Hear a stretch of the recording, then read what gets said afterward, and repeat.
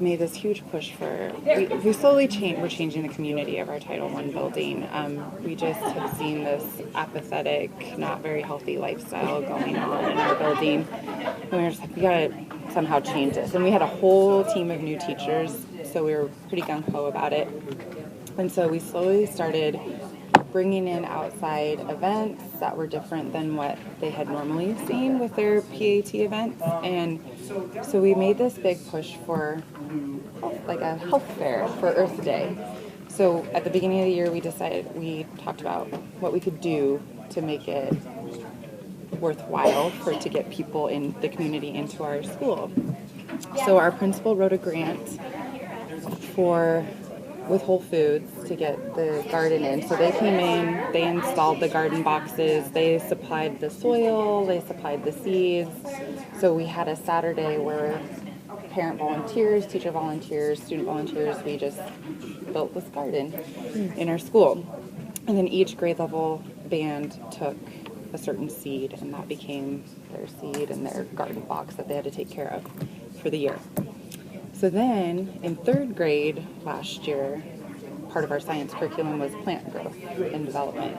So my partner teacher wrote a grant for VeggieU. I don't know if any of you have heard of that.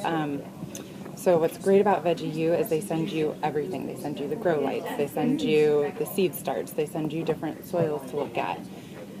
They send you different reading. They send you writing activities. So everything is just all encompassing. And then they don't this year, but they sent you vegetables every week for the kids to taste and try. Yeah, so they were exposed to some really cool vegetables and different things that they'd never heard of before. And then what was great is all this reading came with the vegetables, so we were able to talk about what these vegetables were used for, what recipes you commonly would see these vegetables in, and just to see their exposure to different things that they've never been exposed to before was pretty powerful. And even for them, their habits of eating started to change. Like, oh, I really like this vegetable, I'm now going to eat it more. So that was pretty cool. And then my grant that I wrote for the service learning was to get them out to bugs, so their field site, and learn about how to create their own garden and cultivate something in their home. And I told the bugs people, facilitators, a lot of them live in apartments, so how could this work in an apartment? And so they really facilitated that part of the learning experience for those kiddos, which was phenomenal to see the application.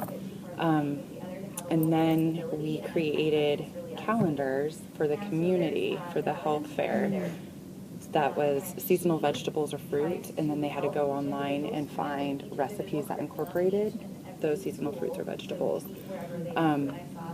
So this was an 8-week unit of reading and writing and creating and collaborating between 2 classes. So using technology to collaborate with each other, and we had weekly meetings. We had this big harvest day with the kindergarten group. They came and we made all this food with all the stuff that we had grown, and then we went to the local market and bought some fruit to bring in for some other recipes. So that's what we did. And then what was fabulous was tomorrow will be the 1-year mark. We did the health day fair, and we brought in outside community members, and we had state legislators there, we had the mayor there, we had Whole Foods there, we had bugs there, we had just all these different vendors that we typically don't see in a Title I building supporting this great cause. And what was even better was the kids ran the whole session. So they had their stations and they talked about what we did and the process we went through. So third grade, they're just owning it and loving it. And, they signed up for a time slot, and here they are talking to the mayor and the journalists, and it was phenomenal. As a teacher, it was just great to sit back and just go, I didn't have to do anything. This is wonderful. It just naturally happened. So that was the best part of it. And so, when do you plant? Is it in the spring that you plant? So they're going to spray. Who takes care of everything through the summer? Already planted. Okay. So they plant beginning of April. Okay. So everything's in the garden when they have their health fair. Okay. And then that's where we partner with the community. So if the parents come and help maintain the garden, Right. Through they the can, summer. yeah, they can take. That's what I was wondering, how you They can take. not in class and stuff like that. Yeah, so it's not gated off, so they can just go and take what they want. Nice. Yeah, as long as they help. Because I thought about that. I teach out in Nampa. I thought it'd be great to have a community garden. We're only about 50% free, but still there's a lot of need. But I thought about the same thing. How do you keep it going? Because I live in Meridian. I'm not going to be driving back and forth to Nampa every day. Yeah, to water it and to, yeah. You would be so, because that was our biggest fear. Yeah. Nobody's It will gonna die and buy dry into out. this. Summer. Yeah, Yeah, we yeah. thought nobody would buy into it. It's gonna die. But we had so many families buy into it. I mean, the amount of families that showed up just to even put in the garden boxes to do that Are they just manual the raised labor. beds? Is that what you guys did? Okay. Yeah, and so we did the raised beds, and then we did a layer of sawdust, and then we put in the soil. Okay. So it was, I mean, it was a full day of hard work. It is hard. I was exhausted at the end of that day. Yeah. But the family members totally bought in, and they were there watering, helping water, helping weed. I mean, I was just at Hawthorne last week and went and looked at them, and they look great. So, yeah, and you know, every grade level taking ownership of some part of the garden was huge. So that was really nice too, to have that So support. your original grant was through Whole Foods, or was your original grant? The grant for the garden boxes was through Whole Foods. Then the one with the vegetables was through VeggieU. And then this part was through this Boise State grant. So we had a lot of grants going to get this up and going. Well, I love that it wasn't like a giant garden. Because that would be overwhelming. Because you see the community gardens where they're huge. I'm thinking, oh my God, it's just so much work. You know, There are to get started. there's 6 boxes out there, but they're not unmanageable. They're totally manageable. Our janitor does water them through the summer, so That's great. I love it. Love it, love it, love it. I love the recipes. I know. yeah. I'm like, oh, I need to get my camera and take a picture. So These kids are so rough. When you're in poverty, you're not eating the fresh food. Right. No, You know, you're eating fast food that's cheap Yeah. and fast. Or And you're just getting everybody will starches that are eat. So this year, base and Yeah. food. And this year they there's a local fruit and vegetable stand right by the school, probably 3 or 4 blocks away from the school. So this year, what VeggieU did is instead of sending the vegetables, they sent money and said use this to buy from a local vendor. So they contacted the guy who owns the market, and they did a walking field trip to the market, and the kids got to see what was in season and how inexpensive it is. And so to have that as another resource for our kids in that neighborhood. generational, so they're teaching their parents things that they never They are. learned. You know, and there was a huge nutrition component of this where they had to look at nutrition labels and they had to monitor their diet for a week, and just that aha moment of how much sugar they were taking in and how unhealthy it was pretty inspiring. Yeah. So you got all your recipes from Epicurious? Okay. Yeah. So they did the research on what were seasonal fruits and vegetables. So when would they be in season and when could you harvest them to eat them? So then they went on to Epicurious, typed in the ingredient or like whatever they wanted to use, and then all these recipes would pop up. And I said, I'd be very thoughtful about desserts because I know you're going to want to go straight to desserts. And but some of the recipes they picked were so interesting.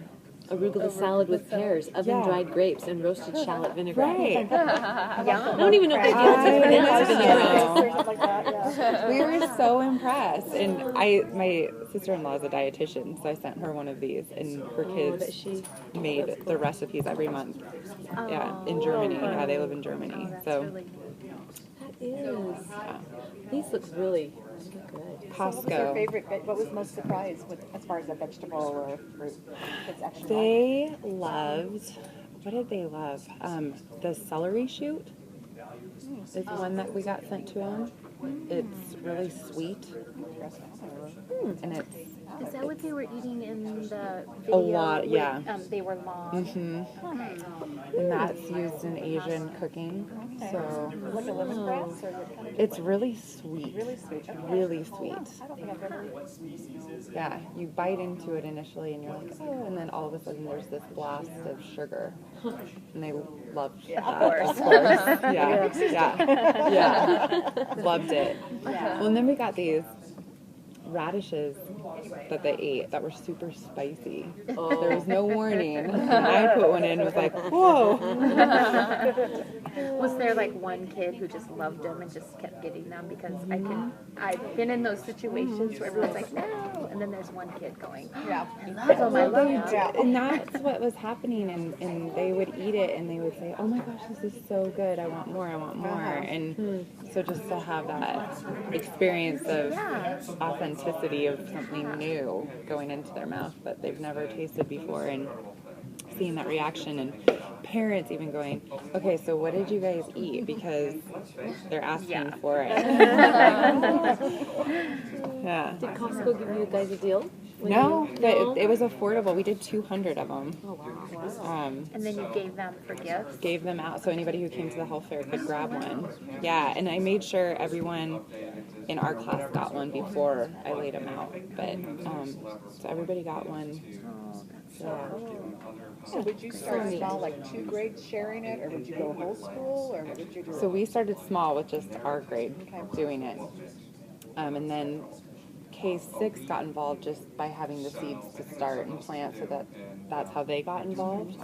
But I was talking to the principal, she and I are still pretty close, of how can we make this bigger. So I'm going to go tomorrow to their health fair and see what they've done to expand it, because since they are continuing that health fair model, so what vendors are going to be there. Because Bugs does field trips K6. Is that through the botanical garden? Boise Urban Garden School. Yeah. Oh, it's Yeah.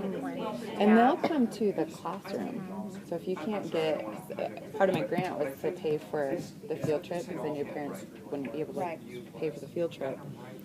So I got them out in the field, but they will come into the classroom if that's not an option. I love the health fair idea too. I never thought about it.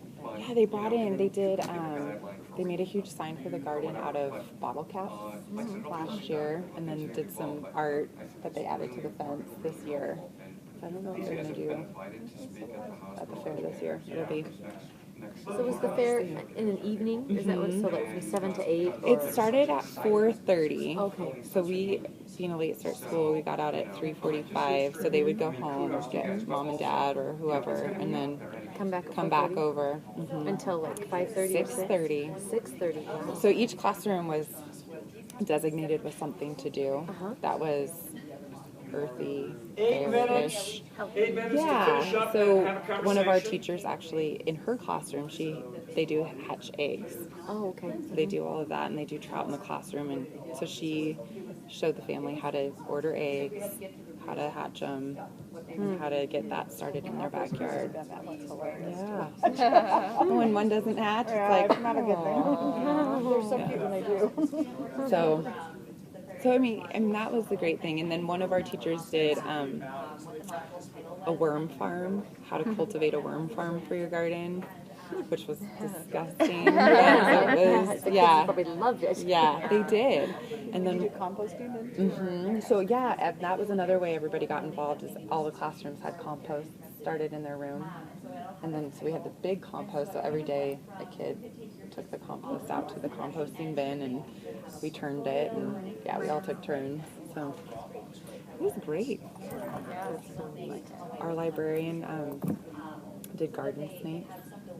So she taught them how to bring in garden snakes and why they're good for the garden. And yes, I was not Stay away from my with garden. any of that. did you have any problems with it being messed with?